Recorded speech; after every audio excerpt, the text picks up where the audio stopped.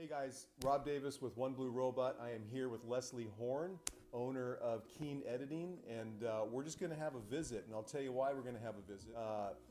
Jill Young, who's one of my clients at Traction First, wrote a book called Earn It. Okay, I brought mine too because we each have these autographed copies, and that's always really cool.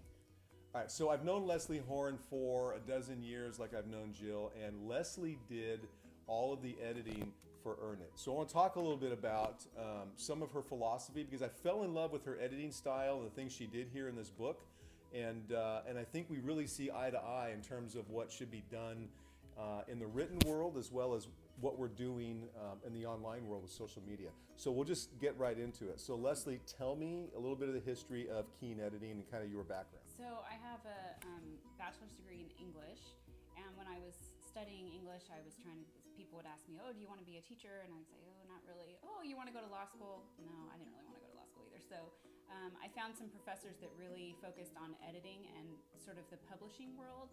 And though I wasn't really interested in journalism, I had always been a person that was really careful in my writing and also had a lot of attention to detail. So I thought maybe this is my niche in the English department. So I changed my focus from a literature focus to an editing for publication focus, and I was able to get some work after school, after graduation, in the corporate world as an assistant to some editors and like a junior proofreader, and that was sort of my introduction to the world of editing and perfecting text. And ever since then I've done it as just sort of a freelance friend and family member. Lots of people just needed, they were starting small businesses and they needed, their website text looked over, or they were working on their resumes, or I've helped a lot of kids write college application essays, things like that. So she's going to have a third book if no one beats me to it, because One Blue Robot, I'm going to write a book this year, and we were just talking about that off camera a little bit, about some of the things I want to do, and there's no question in my mind that Leslie will be the one that will pay to edit it. And the reason being is that she understands, we both understand, that clarity and attention to detail are just critical. And it's not style, right? You can have your own style, and you should have your own style online, but when it comes to written material, there still is some decorum, there's still some stuff that has to be in place, right? You can't just be sloppy, because that just says, well, if I'm sloppy in my writing or the stuff I publish online, then how much attention do I pay to my clients, my customers, the work I do, all of that, right? Kind of the same thing from writers or for us. It has to look professional, and if it doesn't look professional, you're not going to be taken seriously. Well, and I love that in this, we do the same thing in social media. Even with One Blue Robot, we're not looking to take over and change your style of what should be there. Matter of fact, it's just the opposite. We really want to identify the style of that business owner and the message they want to portray versus just trying to fit them into a mold, right? And I appreciate what Leslie was talking about, and we're going to talk about Jill's book and how you got involved with that, in that you had a way that you said you kind of wanted to do it in the way that it should, then you realized that, well, it's not the conversational tone that Jill, the author, wanted to have. It's really important to preserve the author's voice. So whether it's a Facebook post that is coming from, the head of your company or the manager at a restaurant, or it's a book geared towards a specific audience, you want to preserve the author's voice no matter what. Well, and that's probably one of the hardest skills to do, I'm guessing, as an editor, because I think of it in terms of what we do on social media, and difficult in that if I read the book and have never met Jill, and I meet Jill after, I should feel like I already know her. Definitely. Right? And vice versa. If I know Jill and I pick up this book and I say, I don't know who wrote this, but Jill didn't write this, then there's a problem. There's a disconnect, right? So it's those kinds of attention to detail that I love about what she does. So tell me, or tell us a little bit about how you got started with Jill. She wanted to write this book. I know it was supposed to be done in July or something, and it ended up just taking longer periods. So give us kind of the background on that. Well, Jill is a big idea person, so she's got tons of ideas. So she had talked to me a little bit about what she was working on, and I offered. I said, well, I'd be happy to take a look at it and see, if I can help you get it ready to go. So a really big takeaway from this is that one thing that I've learned, and I've taught this in my last video, but I tell people this all the time: you can't do everything on your own. Yeah. And you, myself, Jill, any business owner, we have our core competency, right? We hear that term all the time, gets thrown away. Stick with your, or thrown around. You stick with your core competency. But it's super true because I think, and tell me how this affects your editing and stuff that people send you to work on in their writing, but it seems as though there's this whole false belief and this false premise of people that want to sell, software as a service, which I use a lot of, that makes it seem like it's so easy to do everything yourself now. And it's such a lie. Yeah. It just isn't true, because even though they give you the tools, the talent and experience and the view and the ability to master it is what takes individuals, in most cases like yourself, myself, years, right? So, if a business owner or someone that wants to produce a book for their business or anything like that says, oh yeah, I can just e-publish, I can do everything myself, I can go to Fiverr and have someone edit it for me.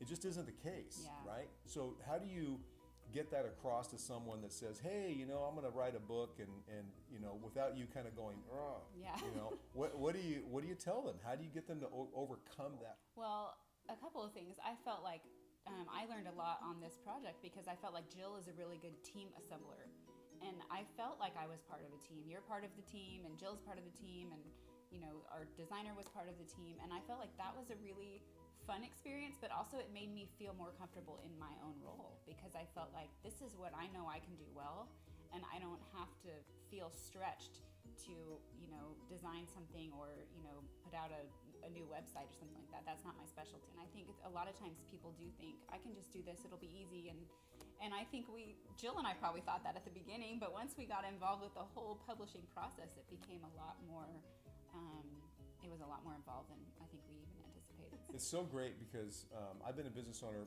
several times, and I know that it's really common for us to change hats and have to try to do everything. And oftentimes it's just because of budget. You just don't have the money, right? To hire an editor, to hire a social media person, to do all of that.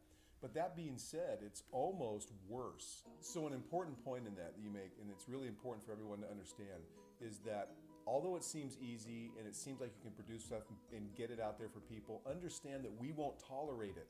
We're consumers, just like you. We're consumers that go and look at stuff, and if it's not right, it doesn't have to be fancy, it doesn't have to be big, it doesn't have to be flashy, but it has to be right. And if it's not right, we just set it aside, right? There are a billion books that I could read, on the planet, or however many there are, more than that, I'm sure. And if I pick something up and initially it doesn't catch my attention, I start reading and it doesn't make any sense, what am I going to do? I'm done. I'll go pick up another book, right? Run to Barnes and Noble, and there's what's the future of Keen editing? Future of Keen editing? Well, I think that's kind of evolving. I'm a mom of 3 kids right now. 2 of them are teenagers, so I don't think I'm getting out of the woods anytime soon as far as time spent and emotions, exhausted. I'm happy to speak with anyone who's got ideas. I have a friend who has a children's book that she wants me to look at. I have another friend who's got a grant application she wants me to look at. So pretty much anything you have to write, I'm willing to look at it and help you make it better. So I think the children's book, interestingly enough, I noticed came from the video that One Blue Robot did with Jill's book opening. I noticed in some of the comments it said, oh, Leslie, hey, I've got this children's book I remember seeing. Yeah, she emailed me. She's like, let's get together. I'm like, I can't wait to see it. See, the power of social media. That's right. You all know that. For sure. Done correctly. Oh, I had probably 2 or 3 emails that night from after that video. Awesome. Saying, okay, I do have something I want you to look at, that they weren't really sure they wanted to expose. Because, a lot of times the things you write are kind of close to your heart. And so you become totally vulnerable. Yeah. When you put stuff out, whether it's on video doing this, whether it's in something you ask someone for their assessment, especially if they're professional at what they do, you have to have a thick skin and be ready, right? You have to know that it's going to be what? Oh, yeah. And I don't even have that thick of a skin, so it's hard for me too, but hopefully that helps me be more gentle in the way I edit, and I think that's important. I'm glad you brought that point up, because one thing, we've exchanged a lot of emails, this team, and One Blue Robot's just a part of the team. And but in the emails, what I've always appreciated, because for me, I'm a cut to the chase. Yeah. I don't read between the lines. Right. I have a difficult time with people that make me read between the lines. I stand and I do this. Right? You got to tell me what, and if you tell me, I get it. Right. The emails, and it's interesting because you'll come out and say, "Hey, looks great, but this, and that." Yeah. And it's right to the point, and it's spot on. Yeah. And that's so important. So it doesn't always require you to have a thick skin. Just be aware that those changes need to be made. Yeah.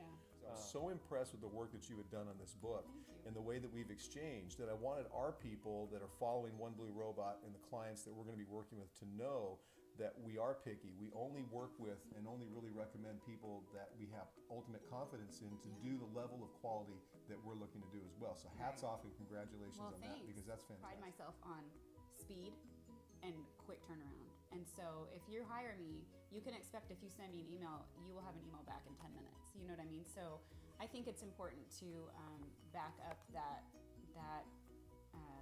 price point with the top-notch service. And so I feel like that's something I offer.